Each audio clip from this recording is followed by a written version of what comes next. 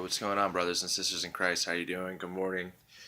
Man, it is 6:23 over here and I'm tired. I'm tired, but I'm getting ready to work.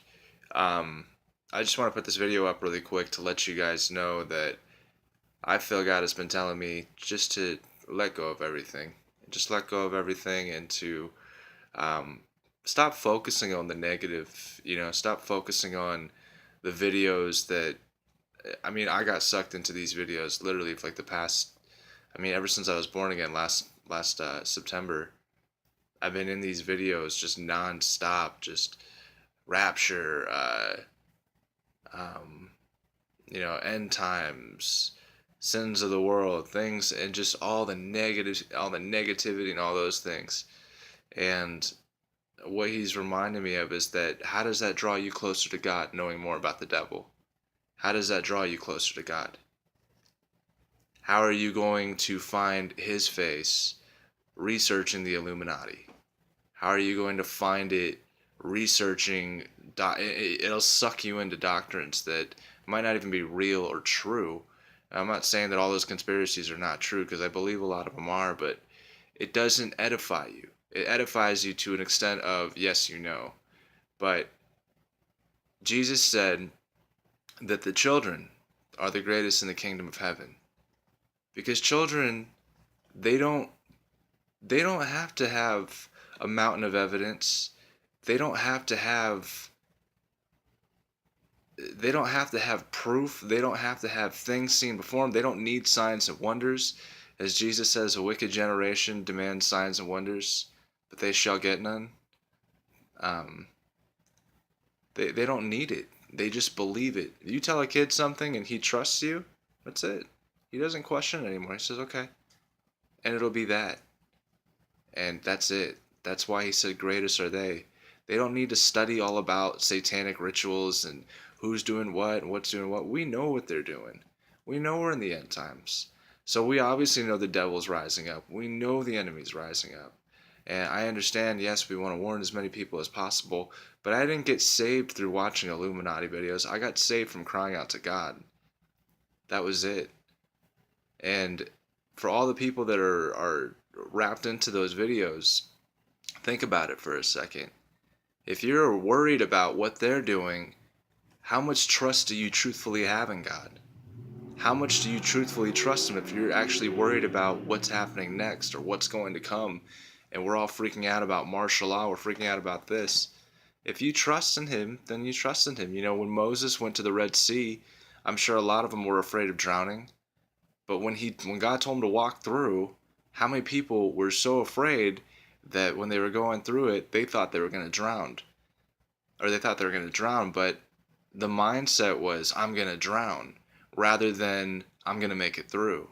I'm going to make it through. God will bring you through. Let's not forget this. It's God.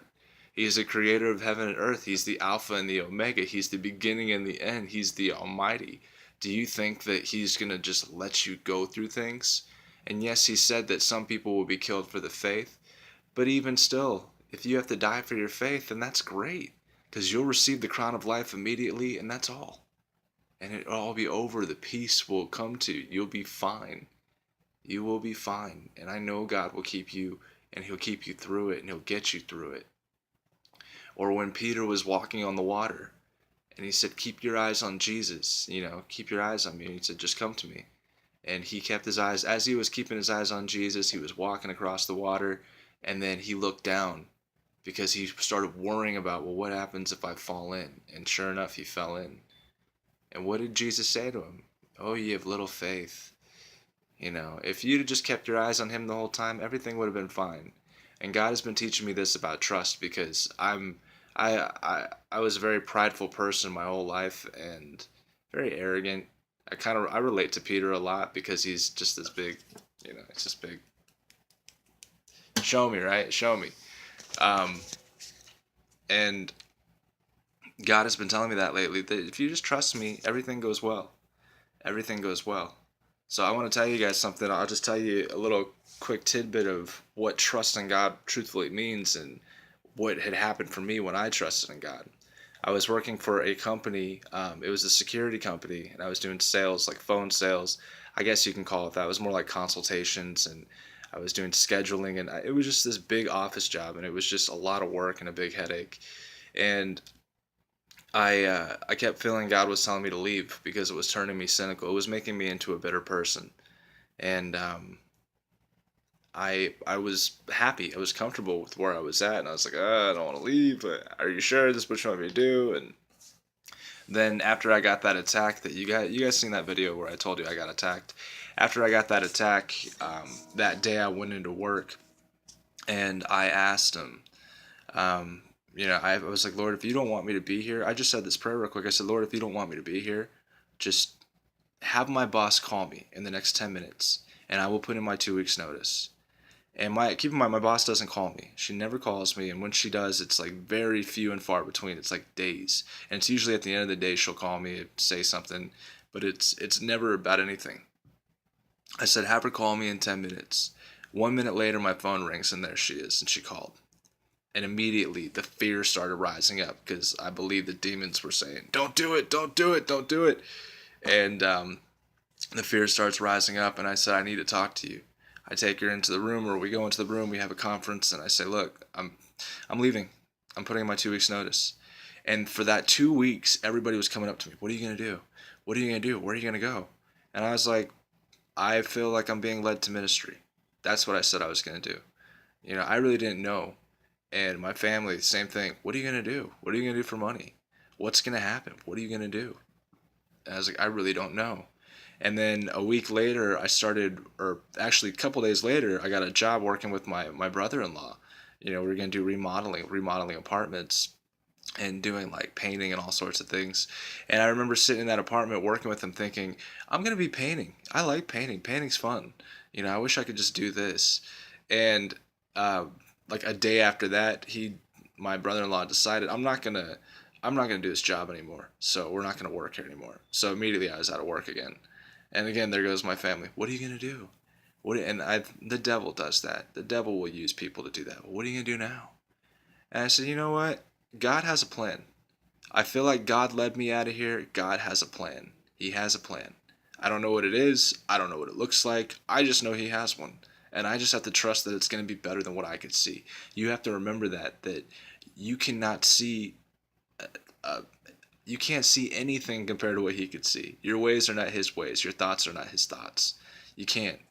You'll never figure it out. That's why he keeps saying try not to lean on your own understanding. And I'm guilty of this myself because I always want to know, like, well, what about this? What about this? What about this?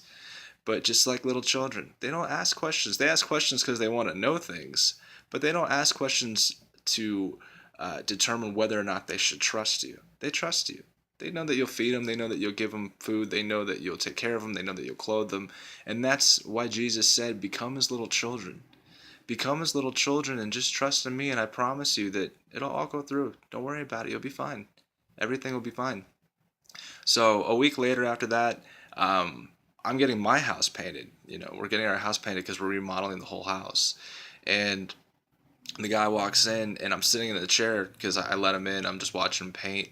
I was watching my niece and nephews, and I just took them home. We had been going swimming. That's what I've been doing, swimming. Just enjoying it. Just trying to enjoy as much of life as possible, but obviously being there for others. And I kind of feel that God was telling me, talk to him about Jesus. And I was like, I don't want to. I just talked to like 6 people today about Jesus. I don't want to talk to anybody. I want to sit here in this moment being selfish, and that was wrong. So I put on an end times video, I was like, all right, I'll keep myself updated. I've been steering away from them because it only causes negativity and fear and just things. I don't worry about it because I could die in a car accident today and that could be it. And if the Lord takes me that way, great.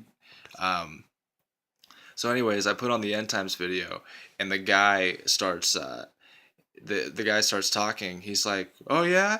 He was like, yeah, that whole, what was it talking about? I was talking about Hillary Clinton and the election, how it's all rigged and fake. And then he starts saying, he's like, yeah, the whole election's fake. It's rigged. This is the painter talking to me. And I'm like, yeah, it is. He's like, yeah, I believe 9/11 was an inside job. Just starts saying all this stuff. And I'm like, yeah, I think it is too. I was like, you know what? These people are all Satanists. He's like, what'd you say? I was like, they're all Satanists. It's a satanic cabal. They're all Satanists. He's like, I believe that too. And then all of a sudden we got to talking. Turns out the guy is a born again Christian. It turns out that, he was just recently born again. He had a vision, and he's going to write it all down and show it to me. But we got to talking about the end times. We got to talking about just Jesus and just how great he is and the things that he's done for us and how he's pulled us out of it. And he talked about his supernatural experience with them, how we met him, and just all these great things. And then as I'm walking him out for that day because he was done with his work, he was like, you said that you just left your job a week and a half ago. I said, yeah. He's like, well, I'm looking for somebody. I've been looking for someone. And how about you work with me? Come to work with me. I'll start you at 12 an hour for your first week, 15 an hour for your next week, and I'll pay you cash and you'll be good. And I was like, yeah, sure. Why not? And just like that, like that, I had a job. And just like that, it was done. And I've been working it. This is my second week doing it, and it's fun. It is a fun job. It's a lot of work, but God said, "Blessed is the man who works with his hands, makes an honest living. Doesn't work with his tongue. He works with his hands." I'm not a soothsayer anymore. So I don't even know what a soothsayer is. I gotta look that up. But whatever.